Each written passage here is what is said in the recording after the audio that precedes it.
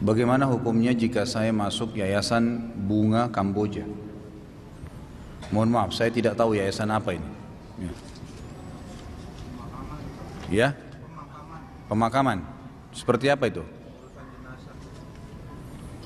Apa pengurusan jenazah? Ada sesuatu yang melanggar syar'i? Jenazah. Baik, apa masalahnya? Kalau masuk ke yayasan kemudian mengelola jenazah muslim sesuai dengan syariat, tidak ada masalah. Tapi kalau di situ ada pengelolaan jenazah umumnya termasuk orang non muslim, maka berarti tidak boleh. Atau misalnya pengelolaan kuburan yang melakukan pelanggaran-pelanggaran syar'i, banyaknya bid'ah-bid'ah di kuburan, membangun kuburan, membuat orang-orang berbuat syirik di situ, membiarkan orang meminta-minta di kuburan, maka ini semua tidak boleh, haram. Ya, jadi kalau dia umumnya melakukan pengurusan jenazah, kuburan, semuanya sesuai dengan syar'i, nggak ada masalah. Ya, tapi kalau enggak, maka sebaiknya jangan ya. Karena per bulan ya ada sumbangan. Misalnya Satu bulannya 8.000. Setahun kan 9 bulan. Saya udah masuk 4 tahun. Alhamdulillah masih. Bagaimana? Kita tidak mengharapkan kali. Mudah. Oke, seperti apa yayasannya Pak? Bapak pada saat bergabung di situ apa yang Bapak ingin tanyain, seperti apa ini? Ya itu apakah ada punya ini? Uang yang dipakai dibayar tiap bulan 8.000 bukan? Punya Ya, makanya saya tadi belum punya wacana seperti apa yayasan ini. Kalau yayasan ini murni mengurus jenazah, pemakaman orang Islam dengan cara benar, sesuai dengan agama, nggak ada masalah. Masalah ada iuran dipungut di setiap anggotanya, ini butuh pertanyaan lagi. Kenapa dipungut iuran? Untuk apa itu? Kalau iuran itu memang tujuannya untuk kegiatan sosial, membantu misal orang yang mau dikuburkan tidak punya kemampuan, pembelian kain kafan, pengurusan jenazah, pemandiannya, itu lain, nggak ada masalah, sosial. Tapi kalau dipungut biaya keanggotaan tanpa ada penjelasan untuk apa, nggak bisa. Itu kan nggak boleh. Kan sering saya jelaskan kalau dalam masalah ekonomi Islam itu tidak boleh ada pemungutan biaya member, kecuali ada tujuan-tujuan yang jelas. Nggak boleh bilang kamu kalau bergabung jadi anggota kamu harus bayar sekian. Nggak jelas untuk apa itu nggak boleh. Jadi dalam transaksi bisnis dalam Islam harus transparansi, nggak boleh tidak. Kalau jelas, ya ini biaya administrasi karena biaya kartunya mungkin sekitar 6.000 rupiah, kemudian untuk memberikan gaji pegawai sekian, jadi kita ambil biaya 10.000 rupiah, nggak ada masalah, karena jelas, asal antum yang memberikan ridho, itu nggak ada masalah. Jadi kalau iuran tadi yang Bapak bayar itu sifatnya memang kegiatan kayak tadi, ada unsur sosialnya, ya itu sedekah, nggak ada masalah. Insya Allah nggak ada pelanggaran syar'i di situ. Gitu Pak ya? tanah tidak termasuk. Ya? Kuburan tidak termasuk. Cuma itu aja. Peralatan, pemandian. Baik, nggak ada masalah insya Allah. Selama itu sosial dan tidak. Yang penting kalau Bapak tahu dia menggunakan cara-cara yang melanggar agama, seperti misalnya pengurusan jenazahnya masuk semua, termasuk muslim dan non muslim, ini nggak boleh. Karena orang Islam itu nggak boleh mengurus jenazah non muslim, tidak boleh dimakamkan satu pemakaman, tidak boleh. Kalau sudah mati nggak boleh didatangin, nggak boleh dikunjungin, gitu kan? Seperti itu. Jadi harus jelas ya. Mohon maaf teman-teman yang mau masuk ke majelis kita, tolong jangan ditutupin kameranya ya. Kesian teman-teman nanti ngedit. Susah kalau ulalang depan kamera, kesian gitu. Ya. Saya tahu mereka sulit editnya itu. Jadi antum lewat di belakang atau dari samping kiri kanan ya. Ini langsung diupload di YouTube, antum sendiri yang akan nonton nanti, gitu kan. Sudah Pak ya tadi ya? Baik. Yang kedua, saya beli rumah dengan sistem KPR dan diwajibkan masuk asuransi, mohon penjelasannya. Ini sudah saya jelaskan berulang kali, mohon maaf, tapi saya akan terangkan lagi ya. Dalam Islam tidak ada namanya asuransi sebenarnya ya. Apa itu asuransi? Menjamin sesuatu yang belum jelas bagi seseorang. Kalau Anda tabrakan, kalau Anda mati, kalau Anda sakit dirawat di rumah sakit, tidak ada kejelasan, nggak dibutuhin. Tahu nggak sampai sekarang survei menjelaskan kan gitu. Asuransi yang ada, saya tidak sedang menghardik lembaga asuransi, yang saya jelasin seperti apa kalaupun mau dibentuk lembaga itu seperti apa secara syar'i ya. Ada caranya. Tapi yang ada sekarang itu mengiming-imingkan seseorang untuk bergabung, hal yang tidak terjadi. Kalau Anda sakit nanti dirawat nginap sekian hari gratis. Kalau sakit, kalau nggak sakit, gitu kan? Kalau tabrakan, kalau badai, kalau gempa, kalau dalam Islam tidak boleh ini. Nggak boleh menjanjikan sesuatu atau menganggap orang akan terjadi ini maka harus bayar sekian untuk itu. Itu satu sisi ya. Jadi tidak boleh ada iming-iming seperti ini nih.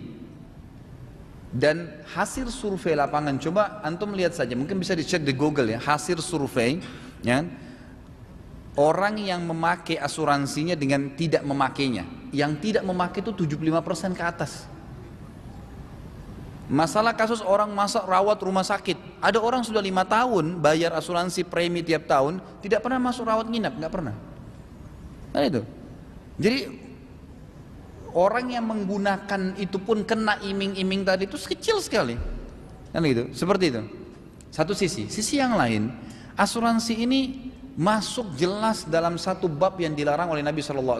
Dalam hadis Bukhari kata Nabi, dalam hadis itu dikatakan Nabi SAW melarang mutlak transaksi gharar. Apa itu gharar? Merugikan salah satu pihak atau transaksi yang tidak jelas produknya, waktunya, tempatnya, jenis produknya, harganya. Ini gharar namanya. Enggak boleh, Nabi SAW melarang tuh. Kasus gini misal, baik, kalau kita tidak menggunakan premi 1 tahun tuh, bayar misalnya sederhana lah, anggap 80 ribu, anggap 100 ribu, kan gitu. Nanti kalau masuk rumah sakit akan ditanggung 5 juta. Gimana caranya kita mempertemukan premi 80 ribu atau 100 ribu dengan pembayaran rumah sakit yang 5 juta? Gharar ini. Kita bayar 100 ribu, kita dibayar 5 juta. Dan sebaliknya, kalau kita nggak pakai, hangus. Udah dianggap selesai, diambil oleh asuransi. Makanya orang yang kena yang dijanjikan atau diiming-imingkan tadi itu kecil sekali sebenarnya. Makanya perusahaan asuransi itu berlumba-lumba sekarang membuka, karena keuntungannya luar biasa, gitu kan? Karena orang yang pakai pun itu sedikit sekali. Kalaupun seseorang itu mati, target di asuransi itu, orang mati itu kalau semenjak dia mendaftar, selama umur dia masih 25 tahun, target asuransi itu masih 50 tahun loh. Dia targetnya itu orang meninggal minimal di umur 75. Kan begitu. Jadi dia 75 tahun baru meninggal. Kalau ada yang meninggal pun di bawah itu ya jarang. Paketnya dia begitu. Masih ada sekitar 50 tahun, 30 tahun. Selama 30 tahun antum dikumpul uangnya, dengan uang nanti dikasih premi kalau kematian, tidak balance itu. Tidak balance, gitu kan? Kalau antum sakit, ya pada saat hari H sakit, itu antum ikhtiar, insya Allah akan ada. Boleh antum nabung, cadangan nanti kalau saya sakit akan ada, itu lebih baik. Karena jelas tidak ada gharar, tabungan antum sendiri. Antum butuh, antum pakai, selesai, gitu kan? Karena gharar ini diharamkan dalam Islam, tidak boleh. Dalam Islam itu kemarin saya jelaskan, waktu kita jelaskan masalah tidak boleh mencurangi timbangan, ingat ya. Ada beberapa konsekuensi hukum dalam ekonomi Islam. Tidak boleh ada kebohongan, tidak boleh ada kezaliman, tidak boleh ada gharar, gitu kan? Tidak boleh ada ya manipulasi, semua harus transparan, gitu kan? Semua harus ada kejelasan. Ini syarat-syarat rukun-rukun ekonomi dalam Islam. Jadi saya tidak pernah menemukan ada sisi, kalau saya pribadi ya, selalu kalau ditanya ada sisi dibolehkannya asuransi dalam Islam kalau sistem yang ada sekarang. Saya masukkan mobil saya, ores asuransi, 5 juta saya bayar, selesai. Tabrakan, hilang kah, kena gempa kah, asuransi yang tanggung. Gharar akhi. Antum bayar 5 juta, hilang mobilnya, nilai mobil 200 juta, asuransi bayar 75% dari situ. Anggaplah antum dapat 175 juta, antum cuma bayar 5 juta, dari mana ini? Gharar ini. Ini sama dengan riba. Kita bayar sekian, kita dapat sekian, kan gitu. Dan iming-imingnya tadi kalau hilang, ya gitu. Banyak loh terjadi kasus di lapangan ini, orang sengaja menghilangkan mobilnya. Ada terjadi itu. Sengaja dia menghilangkan mobilnya, parkir sembarangan, sengaja nggak dikunci, hilang, tuntut asuransi. Mobilnya kan sudah berjalan berapa tahun nih? Setiap tahun dia kasih 5 juta untuk ores. 4 tahun dia ikut, 5 tahun dia ikut, 5 kali 5 tahun, itu berarti 25 juta dia keluarin. Mobilnya pada saat dia beli 250 juta, 5 tahun kemudian sudah turun 40%. Asuransi siap mengganti 75%. Hilangin mobilnya. Asuransi ganti mobil baru. Gharar, manipulasi, kezaliman, tumpuk-tumpuk semua ini, gitu kan? Dari mana ini? Nggak bisa, dalam Islam tidak boleh itu. Jelas tidak boleh. Jadi makanya kita harus lebih berpikir, lebih jernih ya berpikir. Sekarang yang jadi masalah, semoga Allah angkat ya, di negara kita ini asuransi sudah masuk ke semua lembaga, gitu kan? Masuk ke sampai ke pemerintahan kita. Seperti sudah dililit masalah riba ini dengan unsur asuransi yang sudah masuk dalam gharar ini sudah melilit kita. Seperti nggak bisa lepas, subhanallah gitu. Seperti tidak bisa hidup kalau tidak ya KPR. Mohon maaf, saya kemarin waktu bahas di Kelapa Gading Bulughul Maram, jadi kitab lain yang saya bahas pas masalah bab jual beli.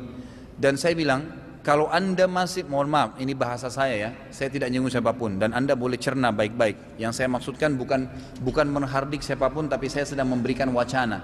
Kalau anda belum mampu saudaraku untuk beli rumah, jangan paksain KPR. Maaf saya bahasakan ini ya, nggak usah, kontrak aja, nggak apa-apa. Kenapa harus paksain? Kecuali kalau ada sistem yang syar'i. Kita terlibat dalam masalah ribawi. Kalau kita terlambat bayar 1 bulan kena bunga sekian. Jangan bilang oh cuma sekian persen. Tidak bisa. Riba kata Nabi SAW 73 tingkatan. Terendahnya seperti seseorang menzinai ibunya sendiri. Untuk apa maksain diri tinggal di rumah yang dasarnya sumbernya haram? Bagaimana bisa? Pasti akan ada konsekuensi hukum tuh. Nanti ribut suami istri, rumahnya jadi nggak enak, masuk pencuri, macam-macam.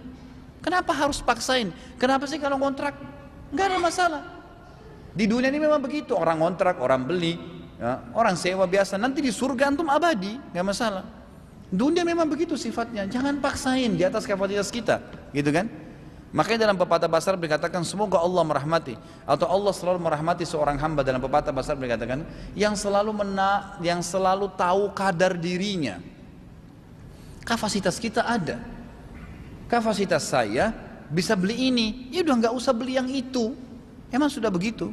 Kapasitas saya bisa makan ini, nggak usah paksain makan itu. Ini yang ada. Kalau ada orang saudaraku bilang saya nggak bisa makan kecuali ayam goreng, di depannya ada tempe, nggak enak makan tempenya nanti, gitu kan?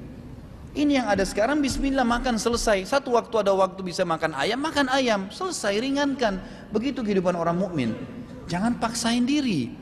Sampai ada seorang ibu bilang, Ustadz, kalau begitu saya tidak bisa beli rumah. Itu perkataan anda. Nanti beberapa tahun akan datang, rumah akan naik. Ini yang jadi masalah nih. Nanti, masa depan dibicarakan sekarang. Gimana caranya? Siapa yang tahu nanti itu 5 tahun kemudian yang pada saat anda cicil, ternyata 5 tahun kita sudah kaya raya, bisa beli 10 rumah seperti itu. Kita nggak tahu. Kan gitu. Jadi jangan kurung diri kita di bingkai kehidupan yang kita buat sendiri. Yang sering saya bilang, saya kalau tidak minum kopi pagi hari kepala saya pusing. Ya pusing benar kalau nggak ada kopi. Tapi kalau ada susu, ada air, ada teh, minum saja, nggak usah jadi masalah. Harus kopi nggak bisa. Saya kalau tidak nikah sama orang ini saya gila benar, gitu kan?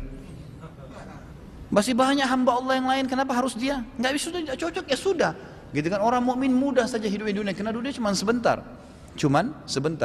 Baik, lalu bagaimana bentuk asuransi sebenarnya? Kalaupun ada, kita paksakan kalimat ini. Sebagian ulama menulis namanya syarikatut ta'min dalam bahasa Arab. Tidak boleh ada gharar, sama konsekuensi. Tidak boleh ada kezaliman, tidak boleh ada riba, nggak boleh ada manipulasi. Semua ada kejelasan masalah ini. Kalau saya punya perusahaan asuransi, lalu saya mengambil, misal kita ambil konsekuensi asuransi mobil tadi, masalah 5 juta dibayar per bulan, per tahun misalnya preminya ores. Baik. Pada saat tabrakan mobil itu, mobil anda ikut asuransi sama saya, 5 juta uang sudah di-store ke saya, tabrakan kena biaya 3 juta. Anda lapor kepada saya, ini Pak, mobil saya tabrakan. Baik, saya bilang bawa ke bengkel A, saya tunjuk sebagai kantor asuransi. Bengkel A, bengkel ini berkualitas. Datang ke sana, nilai biayanya sekitar 3 juta. Baik, lapor 3 juta. Asuransi ini harus bertanya kepada orang yang punya duit, mau nggak biaya 3 juta nih? Oh mau, konsekuensinya apa? Nanti akan dikasih bagus, ini jaminan. Baik, maulah. Berarti nanti dibuatin kwitansi bahwasanya dari 5 juta uang dia sudah dipakai 3 juta. Sisa 2 juta loh uangnya ini.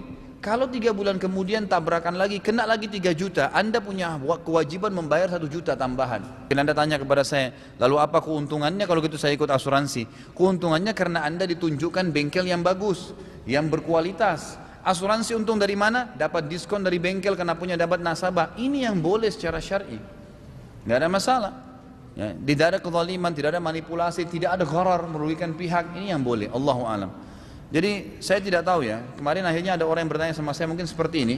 Bagaimana kalau seandainya sudah diwajibkan karena sudah terlanjur KPR tadi, kemudian diwajibkan asuransi, ini sudah terlilit dalam masalah itu. Saran saya Allahu a'lam, jadi kita berlepas diri dari situ. Kalau sudah terlanjur ada ribawi, tadi KPR kita jalankan dengan sistem ribawi, maka jalankan yang ada. Kalau kita punya kemampuan lunasi, kalau tidak jalankan yang ada sambil istighfar kepada Allah dan jangan buka pintu baru lagi. Ini saya sarankan Bapak yang bertanya bisa kembali ke dosa besar ya, yang ketujuh kalau nggak salah ya itu, yang masalah riba itu. Sebentar saya lihatin dulu. Iya yang ketujuh, halaman 31 ini. Maaf Pak, yang bertanya bisa dipegangin dulu. Ini Pak, coba dilihat dulu dalilnya itu ya. Dosa besar ketujuh, halaman 31.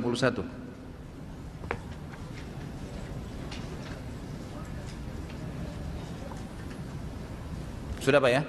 Coba dilihat di situ, saya bacain ayatnya ya. Al-Baqarah 278 279 ya. A'udzubillahi minasyaitonirrajim. Ya ayyuhalladzina amanu taqullaha wa dharu ma baqiya minar riba in kuntum mu'minin fa in lam taf'alu fa'dhanu biharbin minallahi wa rasulih. Lihat di footnote nomor 1 Pak lanjutannya. Fa in lam taf'alu fa'dhanu biharbin minallahi wa rasulih wa in tubtum falakum ru'usum amwalikum la tadhlimuna wa la tudlamun. Lihat footnote Pak ya, di bawah sekali. Footnote nomor 1 saya baca terjemahannya. Maka jika kamu tidak mengerjakan atau meninggalkan sisa riba, artinya sudah terlanjur riba nih, kan gitu. Terus kita mau buka lagi pintu riba baru, maka ketahuilah bahwasanya Allah dan Rasulnya akan memerangimu. Artinya Allah dan Rasulnya ini kalimat berat ya, akan memerangimu artinya akan menyusahkan hidup kamu. Dan jika kamu bertaubat dari mengambil riba, tidak membuka lagi pintu riba baru, maka bagimu pokok hartamu yang sudah berlalu selesai, nggak ada masalah. Ambil alih saja, gitu kan? Kamu tidak menganiaya dan tidak pula dianiaya. Al-Baqarah 279. Ya. Jadi jelas bahasanya di sini. Kalau sudah terlanjur maka bertaubat kepada Allah Subhanahu wa taala, selebihnya jangan membuka lagi pintu riba itu, Allahu alam. Karena ini nanti akan berentetan gitu. Kalau saya sih tidak heran ya, KPR di bank ribawi kemudian direntetin dengan asuransi zulum tadi, kezaliman itu sudah biasa. Karena memang kesalahan dengan kesalahan gitu. Mohon penjelasannya berkaitan dengan puasa hari Arafah, mana yang paling rajih antara ikut pemerintah Arab Saudi dan pemerintah Indonesia? Kalau saya pribadi ya, saya beristihad mengatakan sambil saya sudah tanya beberapa masyaikh ulama kita, kalau untuk lebaran kita ikut saja pemerintah Indonesia untuk lebaran, gitu kan. Tapi untuk puasa hari Arafah maka ikut keadaan jemaah haji yang sedang wukuf, Allahu alam. Bahkan kalau mau lebih aman nanti kita puasanya Jumat dan Sabtu. Kalau yang belum puasa selama 9 hari ya. Jadi Jumat dan Sabtu diambil dua-duanya. Tapi niat puasa hari Arafahnya itu hari Jumat. Karena puasa hari Arafah itu diperintahkan pada saat jemaah haji sedang wukuf. Sebagaimana disebutkan dalam hadis Bukhari, Nabi SAW tidak berpuasa di hari Arafah waktu lagi haji, tapi beliau memotivasi sahabat-sahabat yang tidak haji untuk puasa. Artinya di sini yang tidak hadir Arafah haji, di situ yang disuruh puasa. Berarti kasusnya adalah puasa hari Arafahnya, bukan kasus tanggalnya, tapi kasus jemaah haji wukufnya, gitu kan? Jadi di sini mesti kita jadikan sebagai atau memahami yang benar. Beda dengan saya jelaskan kemarin itu puasa tanggal 9 dan 10 Muharram. Beda ya. 9 10 Muharram kan diistilahkan dengan puasa Tasu'a. Ya, puasa tanggal 9, hari ke-9. Dan Asyura, puasa hari ke-10 itu lain. Tapi Arafah memang puasa hari Arafah, harinya. Keadaan jemaah haji yang sedang wukuf. Allahu a'lam. Ustaz, ana qadarullah menjadi saksi transaksi ribawi berupa penandatanganan asuransi konvensional. Ana mengantar berkasnya untuk ditandatangani oleh pengaju. Apa ana berdosa dan apa ana termasuk atau sama saja seperti yang menandatanganin? Sudah saya bilang, akhi, semua dosa yang kita lakukan tidak mungkin kita mengatakan tidak. Kira-kira apa jawaban saya lebih tepat buat antum yang bertanya nih? Apakah saya mengatakan Anda tidak terlibat atau Anda terlibat? Jelas terlibat, gitu kan? Jelas terlibat. Ustadz, saya cuman punya kios, ya, supermarket, minimarket kecil, lalu ada pedagang bir datang nawarin kulkas gratis, taruh. Saya nggak buat apa-apa, saya nggak minta, nggak apa, datang sendiri. Dosakah saya Ustaz? Dosa. Ada seorang wanita naik di mobil minta tolong diantar tetangga Anda. Ternyata dia bilang, saya mau pergi zina. Saya nggak buat apa-apa, saya nggak panggil dia, cuma minta tolong, saya tolong, kesian saya antar ke tempat zina. Jadi semua ada, gitu ya, dosa. Nah, itu dosa kan? Itu bukan berarti Anda kita pojokkan, bukan. Tapi memang itu dosa dalam Islam, gitu kan? Dan orang seperti saya nggak mungkin mengatakan karena orang dekat misalnya atau saya kenal ataupun anak saya sendiri lalu saya mengatakan tidak, nggak apa-apa, enggak. Waktu ada seorang wanita bernama Fatimah dari Mekah, ya. Ini Makhzumiyah kalau tidak salah, suku yang terkenal di Mekah, mencuri di Madinah. Tradisi orang-orang Mekah dulu kalau ada yang mencuri, itu kalau pejabat-pejabat nggak dihukum, gitu kan? Nah, karena mereka baru masuk Islam di tahun 2 Hijriyah, sebelum kalau tidak salah perang Badar terjadi ini. Kemudian berdiri ada beberapa sahabat diskusi gimana nih, ini Fatimah Makhzumiyah ini terkenal nih, orang terhormat. Kita dulu di zaman jahiliyah di Mekah nggak pernah hukum orang terhormat. Coba deh kita lobby ke Nabi SAW. Dicarilah orang yang paling dekat dengan Nabi, ditemukan Usama bin Zaid. Jadi ayahnya ini Zaid bin Harithah dikenal dengan anak angkatnya Nabi dan dapat julukan Hibbin Nabi SAW, kekasih Nabi. Dan Usama bin Zaid anaknya diberikan julukan Ibnu Hibbin Nabi SAW, gitu kan? Anak kekasih Nabi SAW. Jadi memang Nabi cinta sama dia. Masuklah Usama mengatakan, ya Rasulullah, Fatimah Makhzumiyah orang terkenal gini-gini mencuri, maafin dia. Nabi SAW nggak jawab, naik ke atas mimbar, salat tahmid dan salawat lalu berkata begini, telah sampai kepada saya berita bahwasanya ada seseorang yang terhormat mencuri lalu kalian ragu menerapkan hukum Allah padanya. Demi zat yang aku ada di tangannya, genggamannya, Allah, demi Allah, kalau Fatimah anaknya Muhammad, Fatimah anak saya mencuri, saya potong tangannya. Jangankan dia, ya, anak saya sendiri saya akan potong. Hukum Allah berlaku, gitu kan? Saran saya Anda beristighfar kepada Allah Subhanahu wa taala, dan insya Allah kita berharap mudah-mudahan Allah Subhanahu wa taala memaafkan dengan Anda taubat, dan jangan ulangin.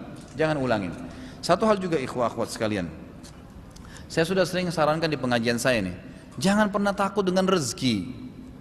Anda kerja di sebuah tempat haram, Ustaz saya kalau berhenti saya nggak tahu mau berikan makan diri saya apa, keluarga saya apa. Subhanallah, ya. Sekali lagi kita terkurung di bingkai kehidupan yang kita buat sendiri. Tadi kalau saya tidak nikah sama orang ini saya gila, kalau saya tidak kerja di sini saya nggak bisa makan.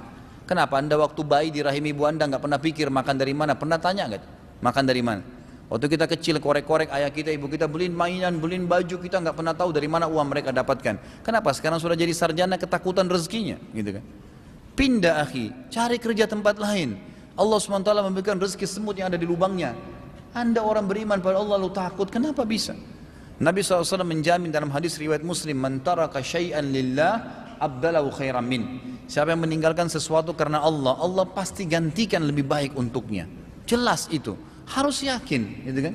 Tidak boleh seorang mukmin itu punya pelimplang, nggak punya prinsip. Harus tahu, orang yang berdosa pasti dihukum, orang yang beramal soleh pasti diberikan kenikmatan dan kebahagiaan. Itu janji. Innallaha la yukhliful mi'ad. Allah tidak akan pungkiri janjinya. Allah itu yang memberikan rezeki semuanya di alam semesta. Lalu kita ketakutan kenapa? Biasa teman-teman kita terlibat seperti ini karena dia takut keluar kerja dari situ, ya? Terus terlilit di masalah hal-hal yang mengharamkan dirinya tadi. Ustaz, bagaimana pendapat Ustaz mengenai imunisasi untuk bayi? Saya beberapa waktu lalu, waktu anak-anak saya yang pertama lahir, saya sempat imunisasikan memang. Waktu itu saya berjalan umumnya seperti orang-orang itu. Sampai saya menemukan sebuah majalah. Majalah itu judulnya apa ya? Teman-teman juga ya, saya tahu yang menyusun salah satu teman juga tamatan Madinah. Majalah cukup besar. Kalau antum pernah lihat ya, dia memang khusus bicara masalah pengobatan-pengobatan gitu kan. Saya lupa judulnya, subhanallah. Ada banyak tersebar di mana-mana. Dia memang agak beda sedikit. Mungkin ukurannya 4 kali buku inilah majalahnya itu, agak besar, tipis dan berwarna bagus gitu. Di situ saya baca masalah imunisasi. Ini yang saya baca ya. Dan itu diangkat banyak pendapat-pendapat dokter-dokter juga gitu, bukan cuma sekedar dari kalangan para ulama yang diangkat, tapi dari para dokter. Ternyata memang di antara hal-hal yang mengkritik saya sampai akhirnya 2 anak saya yang terakhir saya nggak imunisasikan sama sekali. Alhamdulillah, dan dalam keadaan sehat gitu. Ternyata di situ diangkat imunisasi itu kan sebenarnya definisinya satuan bakteri gitu kan, yang sengaja memang disatukan, kemudian dibahasakan di tanda kutip disterilkan, kemudian disuntikan ke bayi untuk membangkitkan kekebalan tubuhnya. Lalu dokter-dokter ini membahasakan bagaimana bisa ditangkap secara akal sehat tubuh yang lahir mungil, baik, sehat, disuntikin bakteri. Alasannya untuk bisa memberikan kekebalan tubuh. Nggak nyambung, gitu kan? Semestinya nggak nyambung gitu. Dan di situ ternyata itu dari sisi medis ya. Dari sisi agamanya ternyata memang dari awal dipelajari terus ini sesuai informasi itu ya. Ternyata memang yang membentuk ini adanya program-program dari orang-orang Yahudi yang memang mereka maunya menyebarkan bakteri-bakteri tertentu untuk anak-anak muda anak-anak bayi di Palestina, di negara-negara Islam, dengan melumpuhkan mereka, kan gitu, membuat anak-anak bayi perempuannya tidak mudah melahirkan nanti, bisa mandul, sehingga mempengaruhi pada keturunan-keturunan mereka. Sampai pada itu sisi yang lain, sisi ekonomi, memang mereka mau menjual. Ini kan program raksasa, program perusahaan-perusahaan besar yang ditawarkan ke negara. Kalau kayak Indonesia 250 juta jiwa diimunisasi semua. Satu imunisasi saja dibeli 1 botol suntik misalnya oleh pemerintah kita 10 rupiah saja kali 250 juta orang, gitu kan?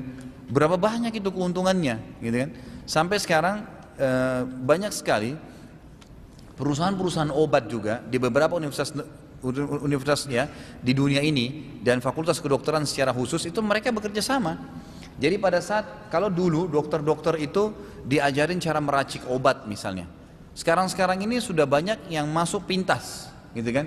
Perusahaan-perusahaan masuk mempromosikan obatnya dengan menawarkan kurikulum misalnya, atau mempromosikan kepada seorang profesor, lalu nanti akhirnya diringkaskan, gitu kan? Jadi nanti dokter ini nggak usah capek deh, nggak usah racik obat, udah ini nama obatnya ini.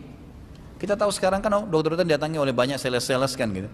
Kemudian dikasih penawaran, dapat mobil lah, dapat kunci inilah.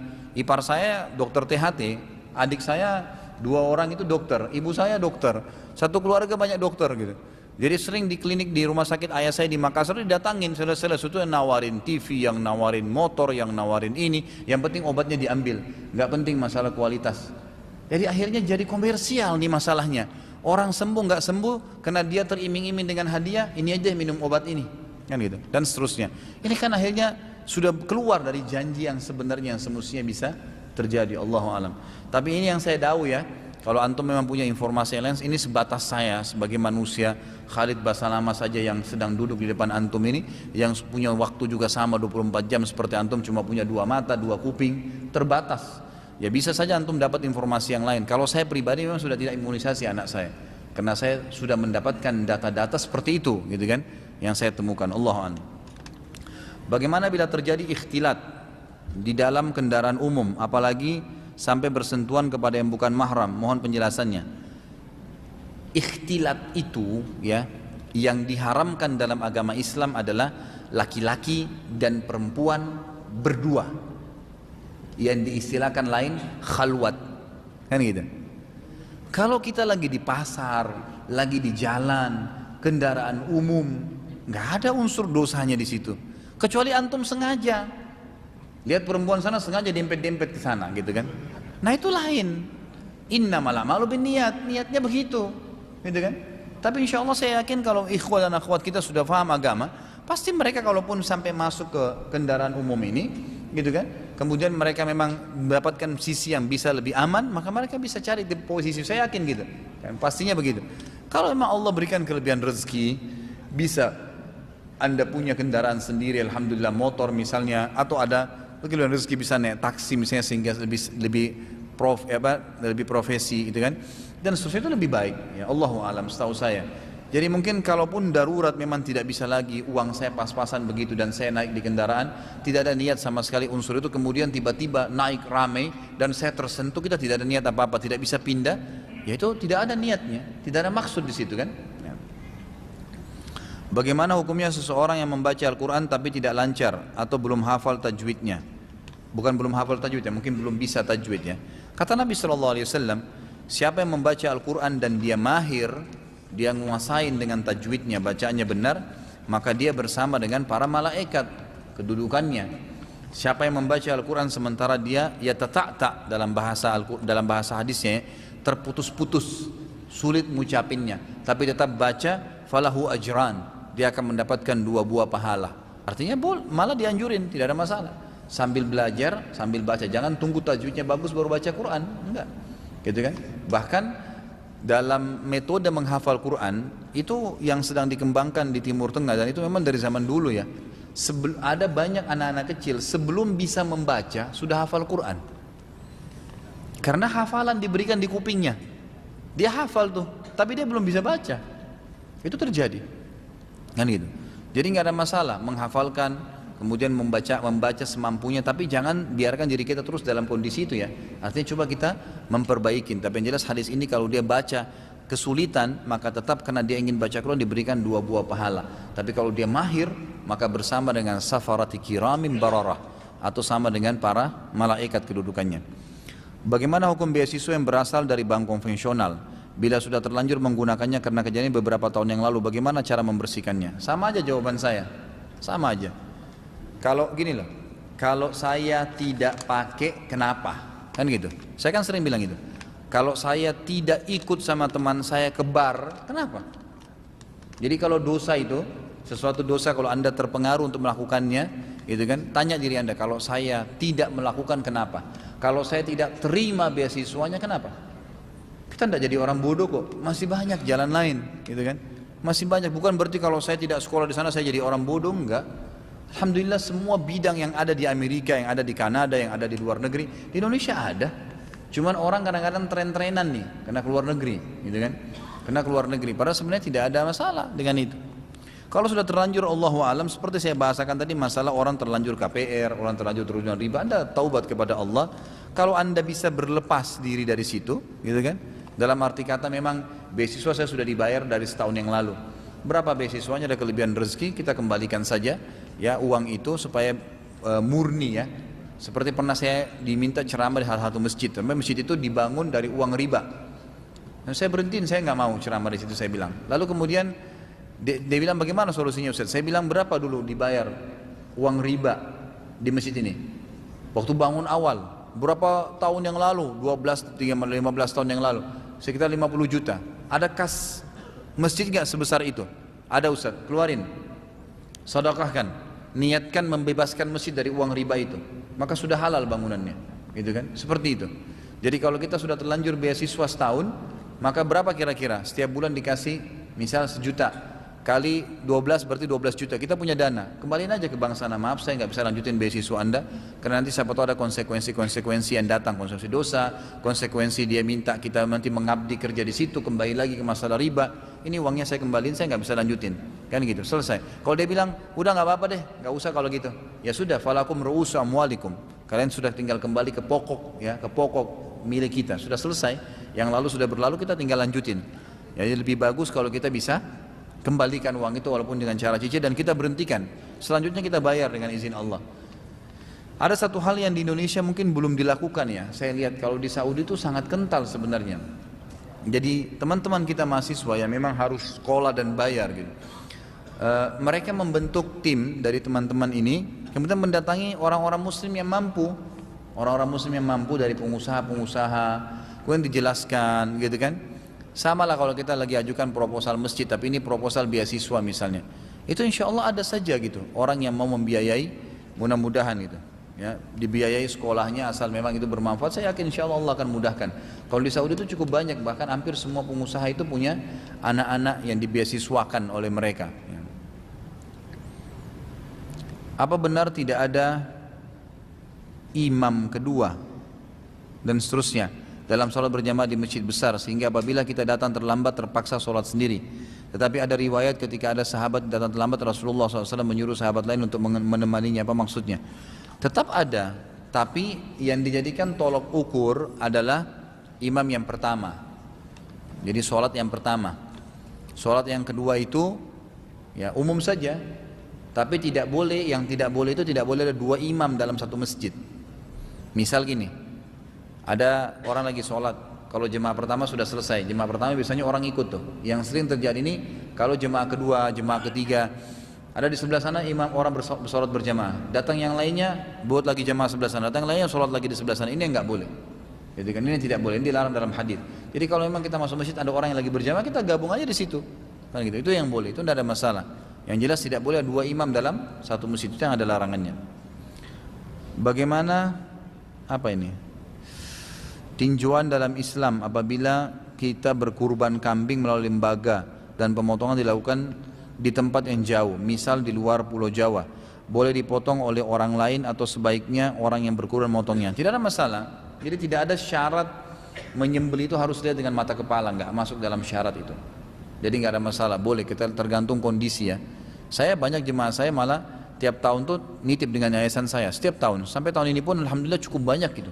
Di semua pengajian saya menitipkan kambing dengan 1.700.000, maka saya alokasikan di Sulawesi Selatan, di Jawa Tengah, ya di lokasi-lokasi yang memang saya sudah punya kantong-kantong teman-teman di sana yang bisa saya percaya. Lalu mereka kurban, ya kebanyakan kadang-kadang di pesantren ya, sehingga mereka diberikan kepada anak-anak pesantrennya untuk makan. Itu nggak ada masalah. Jadi tidak harus kita lihat. Kalau kita bisa kurban dekat rumah, kita mau lihat sendiri itu juga tidak ada masalah. Boleh saja. Masalah memotong lebih afdal. Sunnahnya kalau kita memang pas ada, kita yang sembelih sendiri itu lebih baik, gitu kan. Tapi kalau enggak, maka enggak ada masalah juga. Karena Nabi SAW menyembelih sendiri 15 ekor dari 65 ekor yang beliau kurban, dan 50 ekor sisanya disuruh Ali yang melanjutkan radhiyallahu anhum. Adakah doa atau amalan yang sebaiknya dilakukan pada saat hati saya tidak tenang? Intinya untuk menenangkan hati dan pikiran dan menyerahkan semua kepada Allah SWT. Ada. Kata Nabi SAW, siapa yang tertimpa musibah, sumpah, sedih, kemudian dia membaca Allahumma inni abduka, ya Allah saya adalah hambamu, wabni abdika, dan anak hambamu, maksudnya ayah saya hambamu juga, wabni amatika, dan anak daripada hamba perempuanmu, maksudnya ibu saya, nasiyati biyadik, ubun-ubunku ada di tanganmu, madhin fiyya hukmuk, ya, sudah berlalu semua hukum-hukummu, gitu. Adlun fiyya qada'uk, sangat adil semua keputusanmu. As'aluka ya Allah, saya meminta kepadamu ya Allah, bikulli ismin huwalak, atas namamu yang semua kau milikin, sammaita bihi nafsaka, engkau menamakan dirimu, au anzaltahu fi kitabik, atau kau turunkan dalam kitabmu Al-Quran, au allamtahu ahadan min khalqik, atau engkau mengajarkan kepada salah satu hambamu, antaj'al Qur'ana karima rabi'a qalbi, engkau menjadikan Al-Quran sebagai penyejuk hatiku, wa nura basari, dan cahaya penglihatanku, wa jala'a huzni, dan pengangkat dari kesedihanku. Dalam riwayatnya ditambah wa dhihaba hammi wa ghammi, dan menghilangkan sumpek dan sedihku. Kata Nabi SAW, siapa yang baca ini pasti diganti sumpeknya, sedihnya menjadi kebahagiaan oleh Allah Subhanahu wa ta'ala. Baca dengan tulus, insya Allah bisa. Kalau anda belum tahu doanya, maka anda bisa milikin. Mungkin teman-teman yang sudah sering ikut pengajian saya sebelumnya tahu ada buku kumpulan doa. Kebetulan ada saya bawa malam ini di mobil saya, nanti bisa diambil. Ada infaknya 10.000 rupiah. Nanti anda insya Allah bisa bayar dan kemudian ambil. Di situ ada doa 132 doa, diantaranya doa tadi. Kapan kita mulai puasa Arafah sudah saya jelasin tadi ya. Umrah dan haji bisa diperuntukkan untuk orang yang sudah meninggal. Apakah kurban bisa juga Ustaz untuk orang yang sudah meninggal? Ada pendapat yang marjuh. Marjuh ini dinomor duakan oleh para ulama. Beranjak daripada hadis Nabi SAW. Nabi SAW setelah menyembelih 65 ekor domba, 15 ekor beliau potong dengan tangan sendiri dan 50 ekor dilanjutkan oleh Ali. Kemudian beliau menambah 2 ekor lagi dan beliau mengatakan, ini untukku dan umatku yang belum menyembelih. Kata-kata ini untukku dan untuk umatku yang belum menyembelih, ada beberapa hukum ulama hadis keluarkan. Yang pertama, kalau seseorang muslim tidak punya kemampuan untuk berkurban, hanya dia saja, misal seorang suami, istrinya nggak mampu, anaknya nggak mampu, lalu dia menyembelih seekor domba, niat untuk dia dan keluarganya, boleh. Gitu kan, karena belum sempat menyembelih, tidak mampu, diambil daripada hadis ini. Pelajaran yang lain, bolehnya gitu kan, seorang muslim menyembelih ya untuk orang lain yang masih hidup, untuk umatku yang belum menyembelih, kata Nabi SAW. Nah baru datang manfaat yang ketiga. Ini pendapat yang dinomor duakan ulama adalah juga yang dimaksud dengan untuk umatku yang belum menyembelih, masuk juga dalam kategori orang yang sudah meninggal. Maka mereka mengatakan boleh menyembelih juga untuk orang yang sudah meninggal. Allah alam. Kalau saya pribadi, saya masih membuka, karena ini masih ada pendapat ulama dalam 2 hal yang mengatakan boleh dan tidak boleh, dan dua-duanya kembali kepada dalil yang sama, maka kita buka saja, mudahkan bagi kaum muslimin yang punya kelebihan rezeki mau kurban, dahulukan orang yang masih hidup. Tapi kalau ada kelebihan rezeki dia mau kurban untuk orang yang sudah meninggal, Allah alam, silahkan saja. Bagaimana Ustaz cara bayar utang puasa Ramadan yang numpuk bertahun-tahun? Apakah bisa dengan puasa atau dengan bayar fidyah? Tetap bayar puasa, tergantung keadaannya, penyebabnya. Kalau penyebabnya karena orang itu tua, tidak mampu, pikun gitu kan, maka itu bisa dengan fidyah. Atau sekarang ada pendapat ulama mengatakan kalau perempuan menyusuin atau hamil itu masih boleh dengan fidyah. Tapi kalau karena sakit ya, dan dia sudah sehat sekarang atau musafir, maka nggak boleh. Dia harus bayar dengan puasa. Atau kelalaian selama 10 tahun Ramadan tidak pernah saya bayar utang Ustaz. Utang saya perkirakan, prediksikan. Misal setiap tahun masa haid misalnya. Kalau yang bertanya akhwat misalnya, misal masa haid 7 hari, saya selalu puasa Ramadan tapi 7 hari saya nggak pernah bayar. Berarti prediksi 7 hari itu kali 10 tahun, berarti 70 hari. Dicicil, dibayar. Ya sambil tobat kepada Allah SWT lalu dibayar hutang tersebut. Karena puasa Ramadan nggak boleh diganti. Maksudnya nggak boleh diganti fidyah kecuali memang tadi orang-orang yang punya udzur sesuai dengan hadis. Tapi dia harus membayar dengan puasa sebagaimana Allah mengatakan fa'iddatun min ayyamin ukhar, diganti dengan hari-hari yang lain.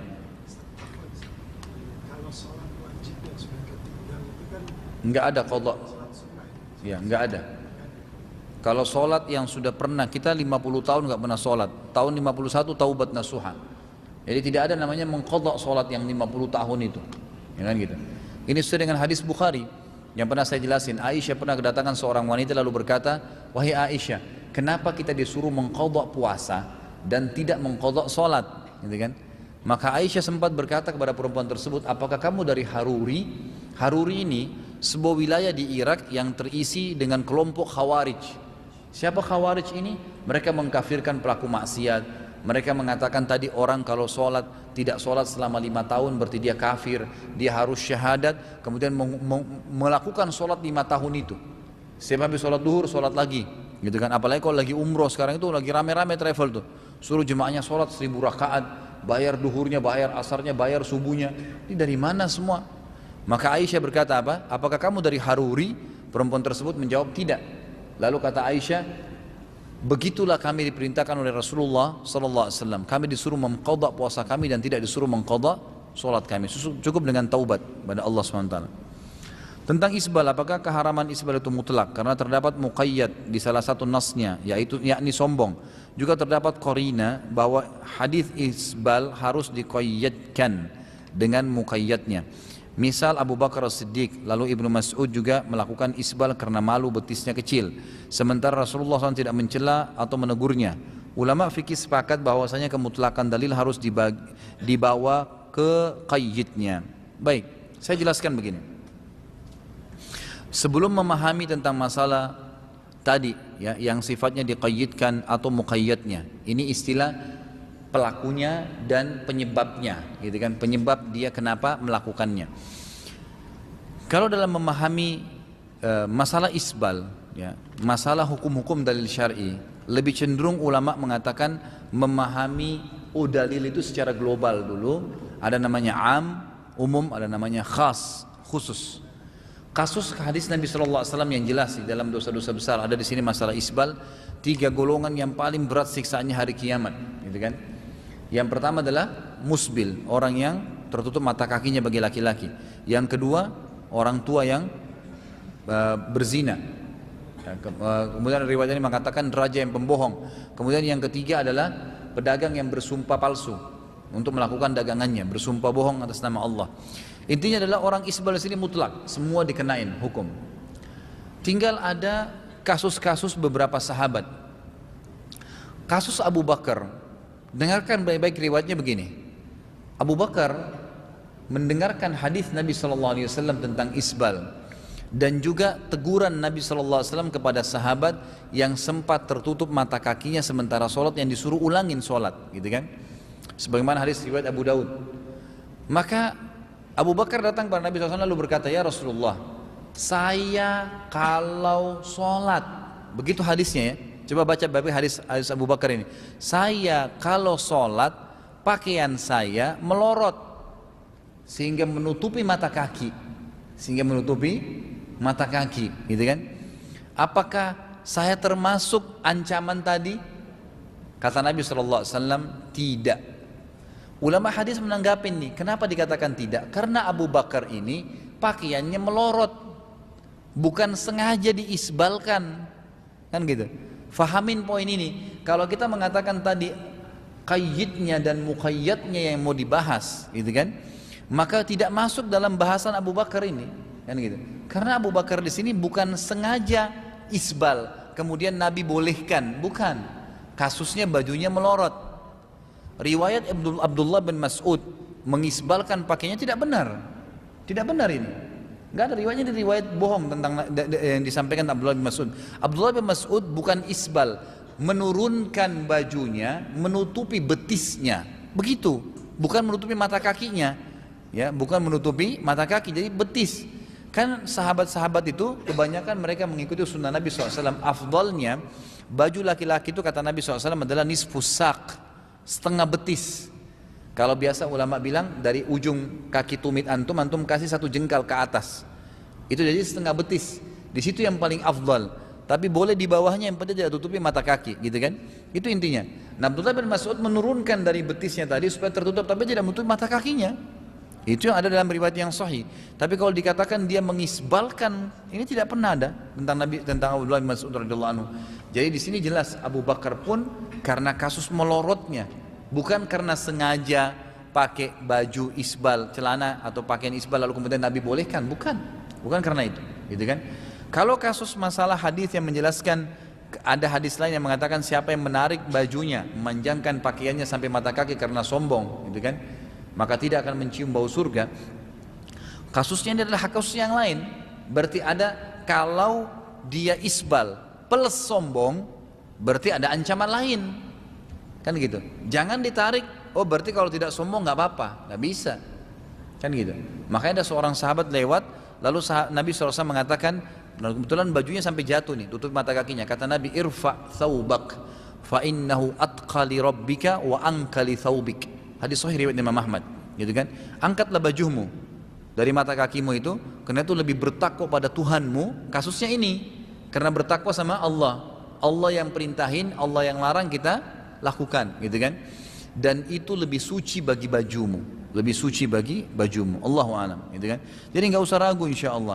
Yang saya heran ini banyak orang bahas masalah isbal nih. Kenapa harus celana di atas mata kaki, gitu kan? Nanti bagaimana kalau saya ke undangan? Nanti kalau saya ke kantor dianggap celananya jingkrang, gitu kan? Kayaknya pemandangannya nggak bagus.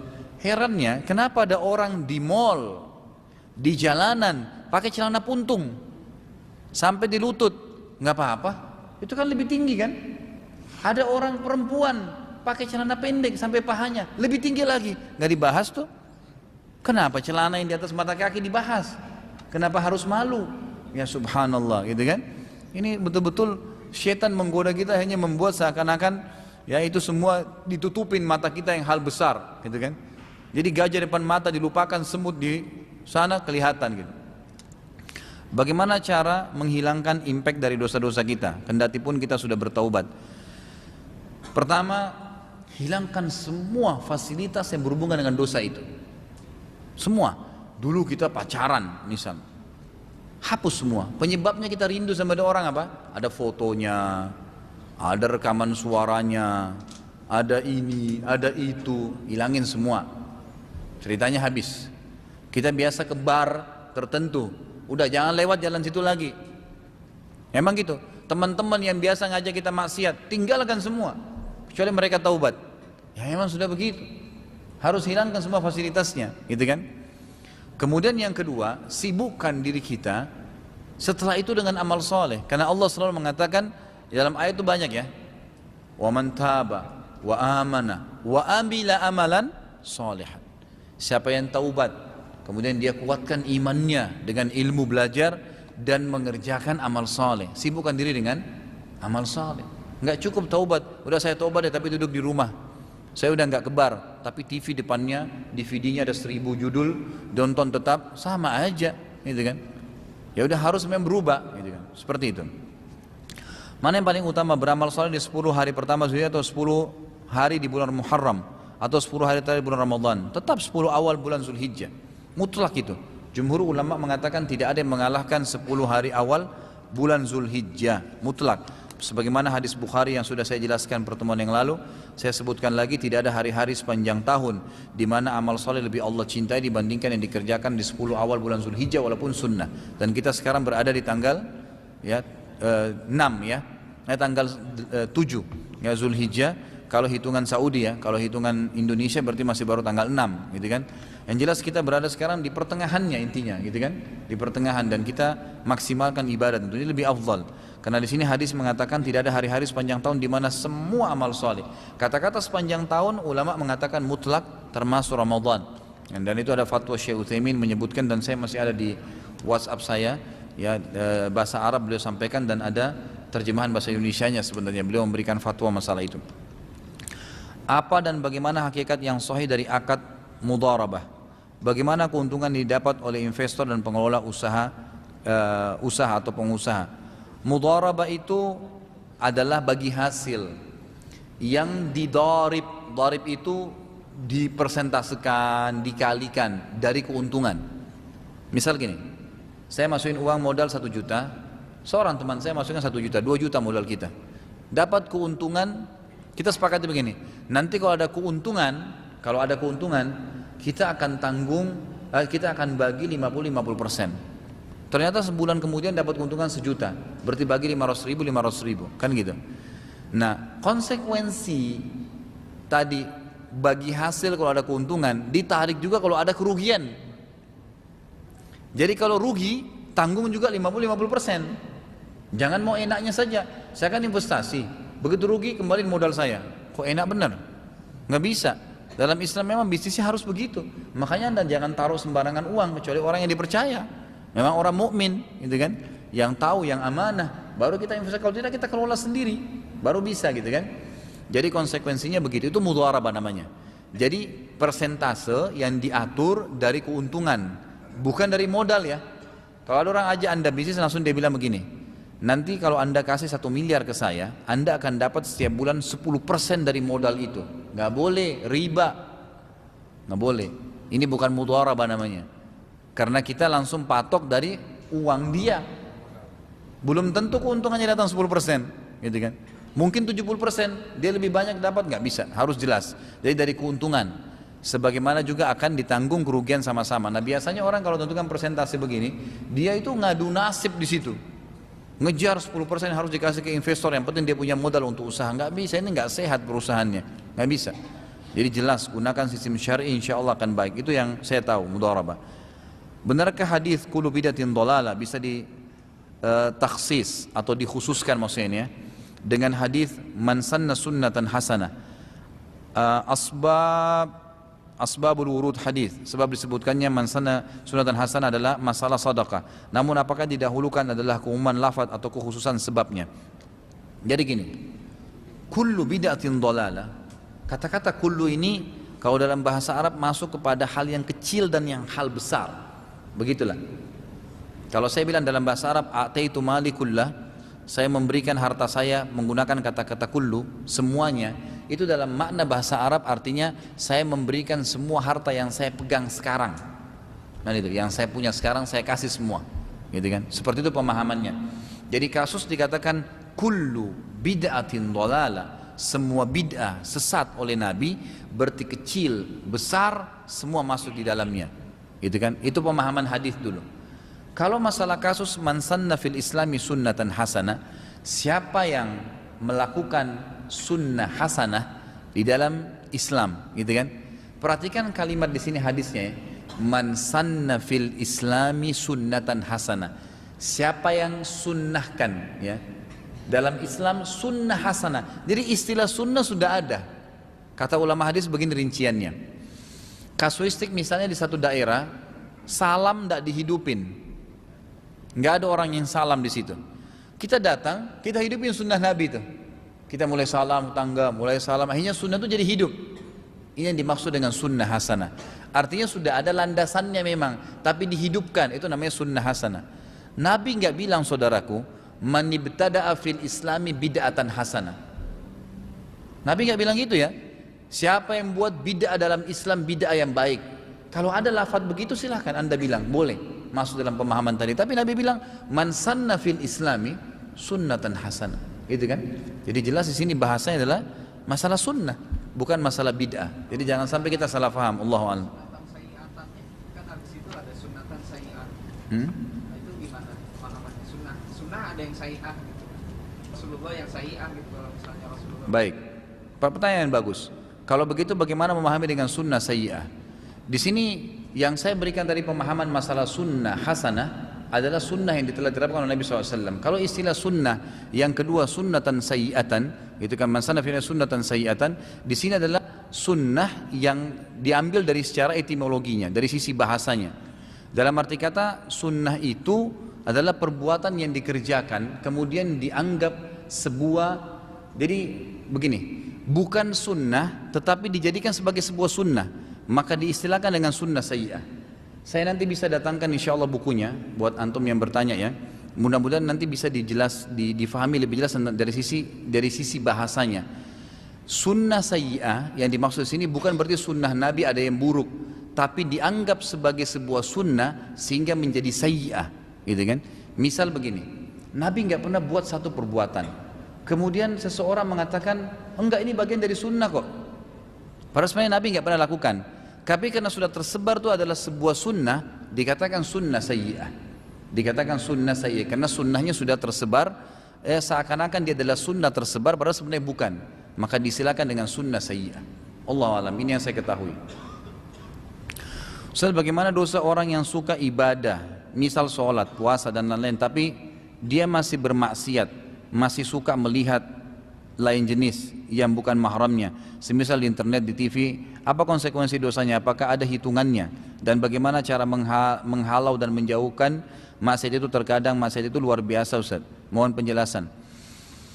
Jadi dia berpahala dengan ibadah yang dia kerjakan, dia berdosa dan ada konsekuensi hukum dengan amal yang dia kerjakan. Misal contoh begini, saya pernah kasih contoh tuh di Al-Azhar dulu, kalau antum masih ingat, kalau ada perempuan tidak pakai jilbab di luar, dia masuk ke masjid, dia bawa mukena lengkap, tadinya pakai rok pendek di luar, dia masuk ke masjid pakai jilbab rapi, pakai mukena tertutup semua, cuma wajah dan telapak tangan yang kelihatan, dia sholat, sahkah sholatnya?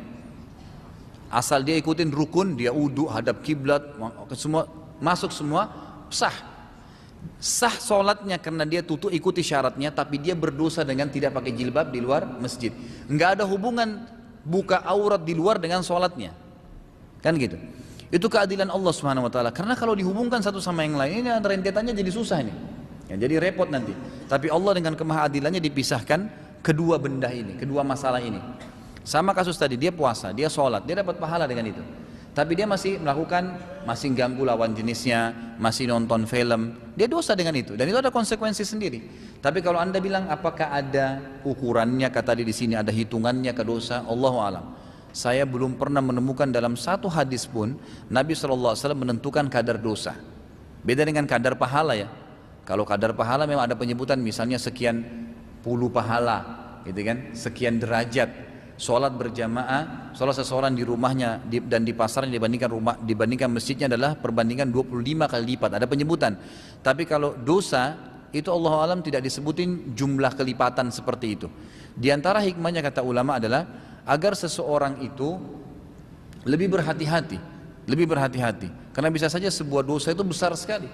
Contoh hadis Nabi yang berbunyi, seorang mukmin kalau dia berbuat dosa kecil, dia akan melihat seperti gunung yang besar di punggungnya. Dan orang munafik kalau melakukan dosa besar, dia akan melihat seperti lalat di hidungnya yang dia usir seperti ini. Berarti di sini cuma ada gambaran seperti itu saja ya, gambaran orang menganggap itu besar, seperti itu gambarannya kalau dosa. Kalau hitungannya Allahu alam, saya tidak tahu ya, sebatas yang saya tahu ya. Mungkin saja ada yang lainnya. Bagaimana dengan orang kafir yang semasa hidupnya sampai akhir hayatnya selalu berbuat baik dan mereka tidak pernah sakit selama hidup, itu bagaimana Ustaz? Kalau tidak pernah sakit saya rasa nggak mungkin, mohon maaf, karena sunnatullah sakit dan sehat pasti. Tidak ada orang yang sampai mati nggak sakit, itu pasti. Itu mau sakitnya ringan ke berat ke, yang penting seperti ada muda dan tua, ada mati dan hidup, ada malam dan siang, itu sunnatullah, sistem, nggak mungkin. gitu kan. Mohon maaf saya bahasakan ini. Jadi nggak mungkin orang itu tidak sakit. Tapi kalau anda tanyakan bagaimana dengan orang kafir yang berbuat baik, ini pernah Aisyah dalam hadis Bukhari bertanya kepada Nabi SAW berkata, ya Rasulullah, ada seseorang di Mekah terkenal sekali dengan kebaikannya. Saking baiknya dan karamnya, dia selalu kalau malam nyalain api unggun depan rumahnya. Dia nyalain supaya musafir tahu kalau rumahnya dia terbuka, siapapun boleh minta makanan biar malam, gitu kan. Namanya Ibnu Lutbiyah. Lalu kata Aisyah, ya Rasulullah, Ibnu Lutbiyah buat sampai seperti itu dengan orang, karam, suka memberikan makan jemaah haji, miskin, orang susah dibantu sama dia. Kalau malam sambil nyalain api biar dia ngantuk, dilayanin tamu buat dia. Apakah itu bermanfaat buat dia dalam kondisi dia dalam keadaan kafir ya? Apa kata Nabi SAW?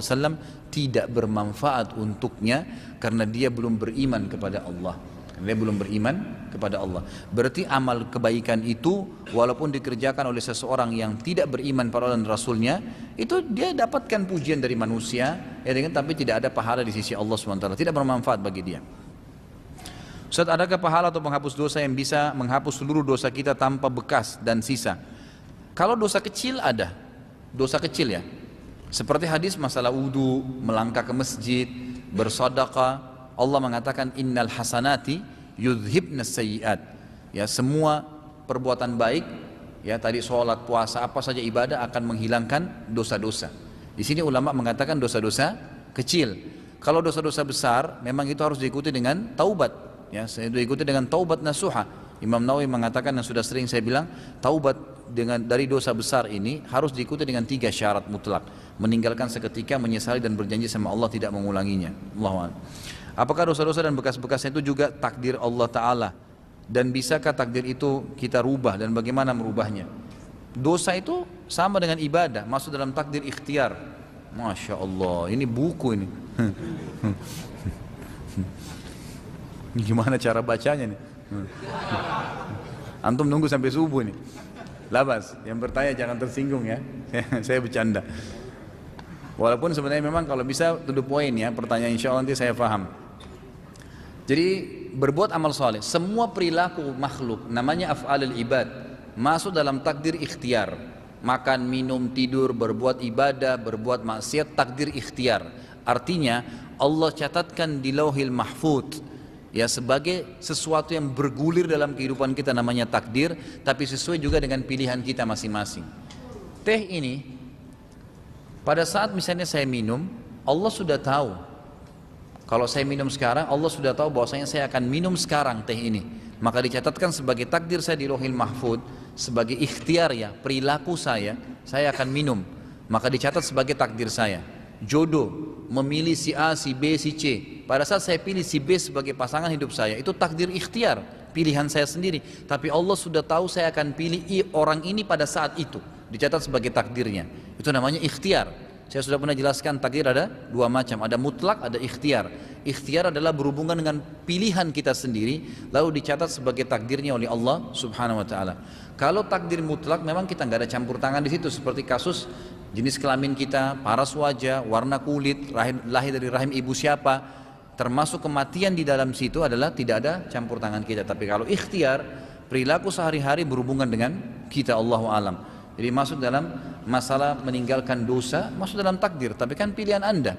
Makanya ulama mengatakan nanti hari kiamat orang-orang yang masuk neraka itu mengakui keadilan Allah, karena Allah nggak pernah suruh dia maksiat kok. Allah sudah ingatin, gitu kan? Ini dosa ya, jangan buat 1, 2, 3, 4, 5 nanti dapat dosa nanti masuk neraka. Neraka itu begini, begini, begini. Seperti itu gambarannya. Baik, beberapa pertanyaan lagi ya insya Allah. Ustaz, doa apa yang dibaca jika kita sudah merasa jauh dari Allah? Kalau doa khusus sih Allahu alam ya, saya tidak tahu. Tapi ada doa-doa yang bisa kita jadikan sebagai jawaban dari pertanyaan ini. Seperti misalnya Allahumma habbib ilainal iman, ya Allah cintakanlah kepada kami keimanan, wa zayyinhu fi qulubina, dan hiasi dalam hati kami, wa karrih ilainal kufra wal fusuqa wal isyan, dan bencikanlah buat kami ya, buatlah kami tidak senang ya. Ini terhadap wa karrih ilainal fusuqa, perbuatan kefasikan ya, perbuatan maksiat. Wal isyan, pelanggaran-pelanggaran itu termasuk kita minta. Waj'alna minar rasyidin, jadikan kami orang-orang yang mendapatkan petunjuk. Allahu a'lam. Saya bacakan 2-3 pertanyaan lagi ya. Apakah kita sholat atau puasa niatnya harus berbahasa Arab? Enggak sama sekali, gitu kan? Sama sekali tidak. Niat dalam hati mau ibadah, kerjain itu. Dan sudah pernah saya jelaskan, Nabi SAW dalam riwayat disebutkan tidak pernah mengeluarkan lafaz dalam niat kecuali dalam haji dan umroh. Itu pun beliau mengatakan dengan suara didengar labbaik Allahumma hajjan kalau haji, labbaik Allahumma umratan kalau umroh. Selain itu maka tidak pernah disebutkan. Jadi ulama sepakat ya, di antaranya mazhab jumhur ulama, kalau semua ibadah itu diikuti dengan niat di dalam hati seseorang. Kalau tadi anda wudu mau sholat isya, lalu anda hadir di sini mau sholat isya karena imamnya ada dan sudah niat, kita tahu imam ada, kita akan mau jadi makmum, mau ikut berjamaah, sudah niat jadi makmum, maka Allahu Akbar selesai. Sudah niat dalam hati mau sholat, itu niatnya. Ya, itu niatnya. Dan itu tidak perlu ada dalam bahasa Arab ataupun dalam bahasa khusus atau dengan lafaz-lafaz khusus. Kasuistik pernah saya jelaskan, orang yang membaca nawaitu shoma gadin, puasa misalnya usolli fardhu salatid duhur, ini semua dibuat oleh beberapa guru-guru besar yang ada di Mesir, di Al-Azhar ya, yang menisbatkan diri kepada Imam Syafi'i rahimahullah. Itu pun mereka mengatakan lafaz dengan niat yang disusun oleh mereka ini, nawaitu shoma gadin, nawaitul wudu'a rafi hadath dan seterusnya, ini adalah pelengkap daripada niat dalam hati. Mereka mengatakan kalau anda kembali kepada buku-buku Syafi'iyah yang disusun oleh teman-teman kita ini, mereka mengatakan kalau ada orang niat dalam hati mau sholat misalnya, kemudian dia lupa lisannya, dia lupa menyebutkan, sah sholatnya. Tapi kalau dia menyebutkan dengan lisannya usolli fardhu salatid duhur, tapi hatinya nggak niat, nggak sah. Karena ini adalah pelengkap, bukan asas, gitu kan? Bukan asas. Jadi tidak ada lafaz khusus gitu. Apakah boleh di sujud terakhir kita berdoa tapi menggunakan bahasa setempat? Saya sudah pernah sampaikan ya, ini jumhur ulama mengatakan dibolehkan, masuk dalam umumnya hafaz hadis yang mengatakan, hadis Bukhari Muslim, kalau kalian ruku agungkan Allah, kalau kalian sujud perbanyaklah doa. Kata-kata perbanyak doa di sini diberikan rincian ulama. Kalau ada orang Arab sakit lalu dia bilang dalam sujudnya Allahumma shfini, ya Allah sembuhin saya, bolehkah? Boleh saja. Karena umumnya tadi kata Nabi perbanyaklah doa. Bagaimana kalau orang Indonesia? Bagaimana kalau orang Afrika? Dia nggak ngerti bahasa Arab. Maka masuk dalam umumnya hadis ini. Ini pendapat ulama yang mengatakan boleh menyebutkan tapi khusus di sujud dan juga sebelum salam. Karena dua-dua adalah lafaz hadis Bukhari.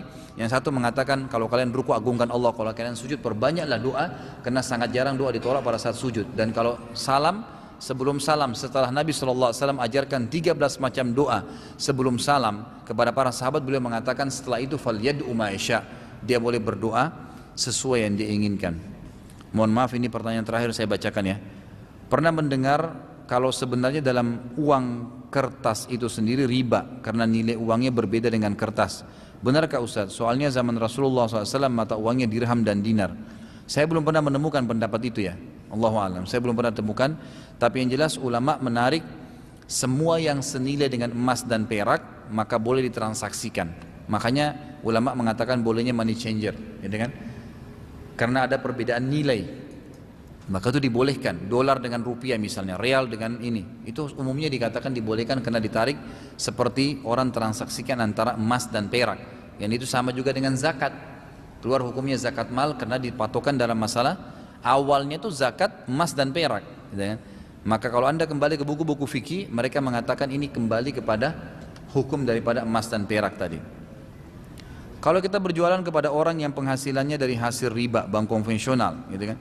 Jadi gini, sekali lagi saya jelaskan, dalam Islam saudaraku, kalau anda sedang melakukan transaksi ya, atau sedang kedatangan tamu ya, hukumnya adalah hukum secara zahir. Hukumnya adalah hukum secara zahir. Jadi kita tidak perlu menanyakan, kamu ini sebenarnya halal nggak sih pendapatan kamu makan di restoran saya? Kamu halal nggak sih pendapatan kamu sehingga kamu beli ya ini HP saya?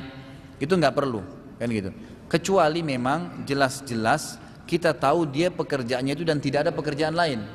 Kalau dalam hadis riwayat Bukhari disebutkan Nabi SAW mengharamkan penghasilan ya riba dan penghasilan perzinahan ya.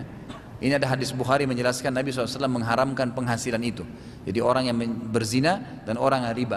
Kalau kita tahu jelas-jelas memang itu pendapatan dia satu-satunya, nggak ada pendapatan lain, maka sebaiknya kita tidak transaksi. Allahu alam. Ini yang saya ketahui ya.